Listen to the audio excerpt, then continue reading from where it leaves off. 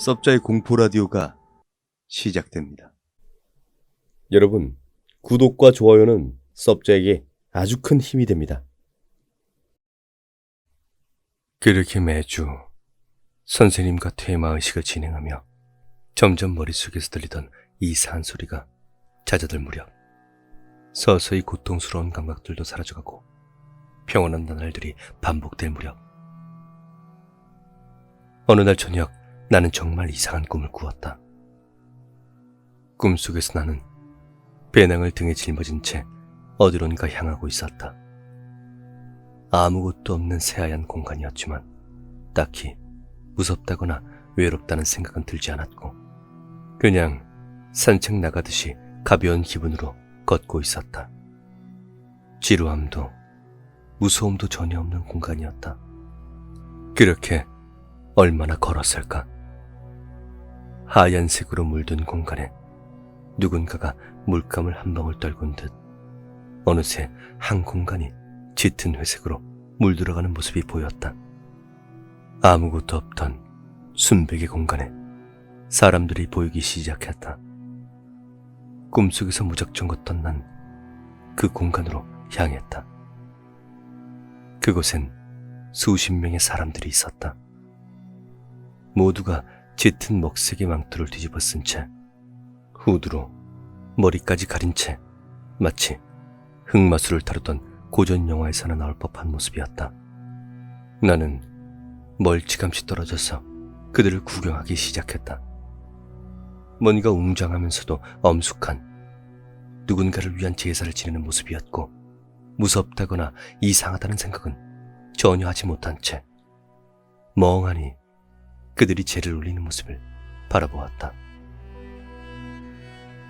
수십의 사람들이 내게 등을 보인 채 똑같이 고개를 숙여 예를 갖추고 있었고 그 앞에는 제사장으로 보이는 사람이 절을 한 채 엎드려 있는 뒷모습이 보였다. 그리고 그 앞엔 커다란 제단이 있었다.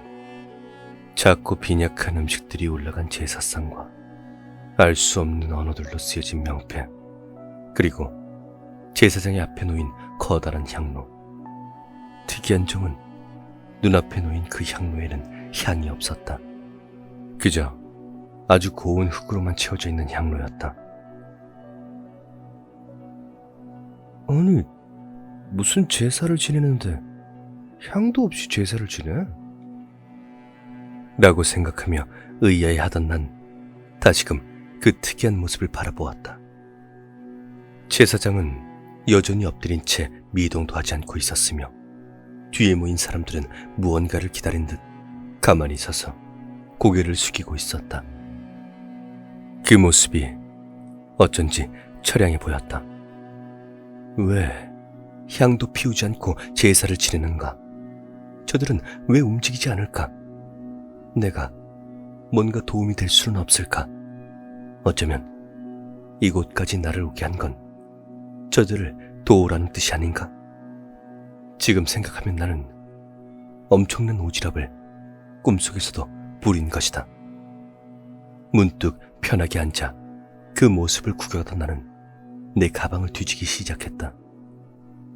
굉장히 가벼운 그 백팩을 열었을 때 바닥에 다소곳하게 놓여 있었던 향을 발견했다. 한두 개가 아닌 종이각에 담겨진 향 한 세트. 뚜껑을 열자 꿈속임에도 불구하고 정신이 아득해질 정도로 강한 향이 사방을 휘감았다. 마치 무색무취의 이 공간에 향기로 색깔을 입히려는 듯 그렇게 향은 내 몸을 감쌌다. 그래, 내가 여기까지 온 이유는 향도 없이 제사를 지내는 저 불쌍한 사람들에게 내가 가진 향을 선물하기 위해서인가 보다. 향을 받고 저 사람들이 고마워할 모습과 기뻐할 모습이 눈앞에 그려지며 나는 종이각을 움켜쥔 채 그들을 향해 걷기 시작했다. 그들에게 가까이 다가가자 진시황릉을 지키는 병사들처럼 우두커니 서있던 수십의 군중이 썰물처럼 양쪽으로 갈라지며 내게 길을 터주었고 나는 향을 손에 쥔 채 검은 무리 속으로 들어가려 했다. 조심스럽게 그 속으로 들어가려는 찰나 턱 갑자기 누군가가 내 팔목을 아주 강하게 꽉 잡았다. 너 지금 뭐하냐? 깜짝 놀라 고개를 돌려보니 철학관 선생님께서 내 팔목을 단단히 잡고 계셨다. 승복을 차려입은 채 한 손에 족비를 쥔 선생님께선 아주 무서운 표정으로 나를 뚫어져라 보고 있었고 부릅뜬 두 눈에선 작은 불씨가 보이는 듯했다. 아니, 너 지금 뭐하고 있냐고? 에? 선생님, 저 재단에 향이 없어서. 에? 그래서 마침 제 가방에 향이 있길래 그것 좀 갖다 주려고요. 이 멍청아!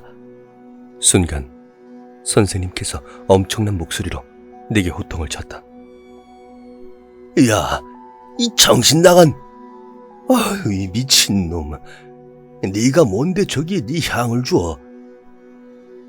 아니, 저기 향도 없이 제사를 지내니까 불쌍해서. 아이 멍청한 놈아, 그러니까 그거 네가 왜 신경 쓰냐고. 헛소리 하지 말고 빨리 날 따라오기나 해. 선생님께선 그렇게 말씀하시곤 엄청난 힘으로 내 팔목을 잡고 나를 끌고 가셨다. 나는 아무런 반항도 하지 못한 채 그저 질질 끌려가면서 눈앞의 재단을 바라보았다. 향 갖다 줘야 되는데. 향 갖다 줘야 되는데. 그때 제사장이 몸을 벌떡 일으켰다. 제사장은 뒤집어 쓴 후드를 벗고 획 고개를 돌려 나와 선생님에게 눈을 고정시켰다.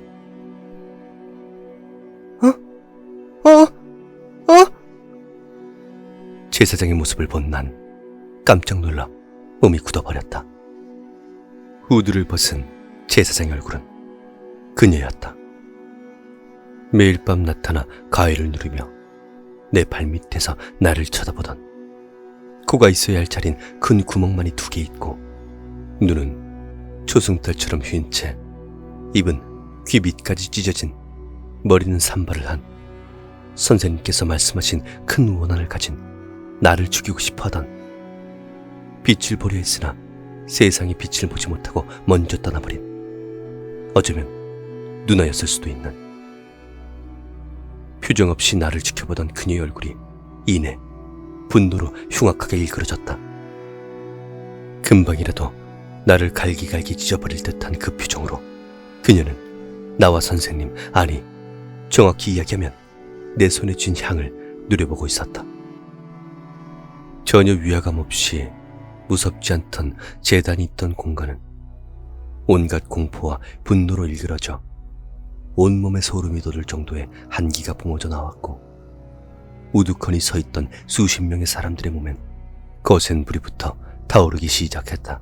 쳐다보지 말고 빨리 따라와! 선생님은 뒤도 돌아보지 않고 내 손을 잡은 채 걷고 있었고, 나는 그 모든 분노와 원한을 느낀 채 공포에 젖어가고 있었다. 온몸에 힘이 하나도 들어가지 않았고 어서 여기서 도망치고 싶다는 생각뿐이었다. 그렇게 넋이 나간 채 끌려가는 나를 죽일 듯이 노려보며 그녀는 천천히 입을 열었다.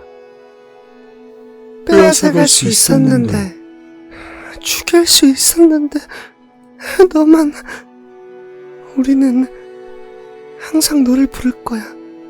극한의 원한과 분노의 표정이 있다면 저런 표정일까? 라는 생각을 한 채 소름이 끼칠 정도로 갈리고 찢긴 목소리를 들으며 서서히 정신이 아득해졌고 하얀 빛이 눈을 마비시켰을 때쯤에 나는 다시 꿈에서 깨어났다.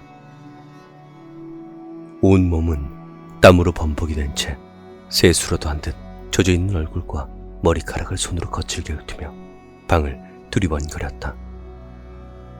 이곳은 안전한 곳인지, 나는 정말 현실로 돌아왔는지, 꿈에서 깨어나 현실로 돌아와 있음에도 불구하고 내 몸은 끊임없이 덜덜 떨렸다.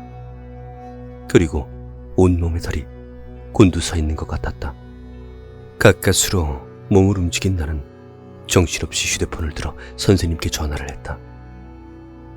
선생님, 이른 아침에 죄송합니다.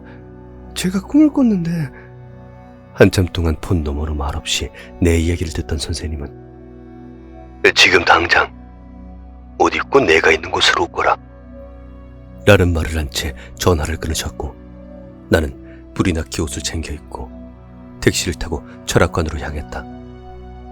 철학관 문을 열자 평상시보다 더 강한 향 냄새가 나를 자극했고, 방 안으로 들어가니 선생님께선 승복을 모두 갖춰 입으신 채 목탁을 들고 있었다. 관세음보살이 그려진 커다란 족자가 벽에 걸려 있었고, 그 앞엔 향이 피어진 작은 향로가 놓여 있었다. 지금부터 108배를 할 거다. 몸에 힘이 빠지더라도 절대 흐트러지지 말고 끝없이 숫자를 세거라 라는 말과 함께 나는 절을 하기 시작했고, 선생님께선 어느 때보다 힘있고 큰 음성으로 연부를 외우셨다. 1번, 2번, 50번. 몇 번을 했는지 기억도 가물가물했다. 기절할 듯 힘들고 비오듯 땀이 쏟아질 때쯤 나는 108배를 모두 완수하였고, 선생님은 차를 내어와 내게 권하시며 맞은편에 앉으셨다. 정신없이 차를 입에 대며 선생님을 보니 나만큼이나 선생님 얼굴도 땀으로 젖어 있었다. 고생했다. 감사합니다. 말없이 차를 훌쩍이던 선생님께선 너 꿈에서 향이 어떤 의미인 줄 아니? 라고 물으셨고, 나는 천천히 고개를 저었다. 꿈에서 향은 목숨, 생명, 재산, 몸 등을 의미한다. 어떻게 해석하느냐에 따라 다른데 네 꿈 이야기를 들었을 때 나는 그렇게 생각한다. 그럼 제가 꿈에서 향을 갖다 줬으면 넌 죽었겠지. 아니면 크게 다쳤거나 네가 건네주지 않은 게 천만다행이다. 정말로 저를 죽이려고? 원한이 크다고 했잖아. 진짜 널 죽이려 한다고. 그래도 그렇게 빠져나왔으니 이제 널 괴롭히지 못할 거다. 그럼 선생님께서 절 살려주신 거네요? 내가 아닐 수도 있지.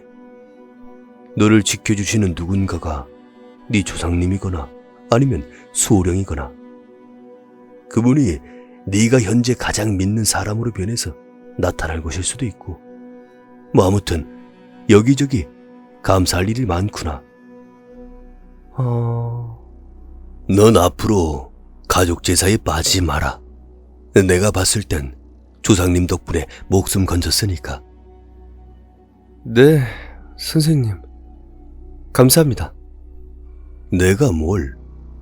다 네 운이지. 폭풍처럼 휘몰아친 일들을 마무리 지은 후 부들거리는 다리를 끌고 집으로 돌아온 난 오랜만에 20시간이 넘는 긴 시간 동안 단잠을 잤다. 그렇게 모든 일은 끝이 났고, 마치 한밤의 꿈인 것처럼 나를 괴롭히던 소리, 내게 보이던 이상한 것들은 전부 사라졌다. 그렇게 나는 평범한 사람으로 돌아올 수 있었다. 그 이후로 나는 더 이상 나를 괴롭히는 그녀를 보지 못했다.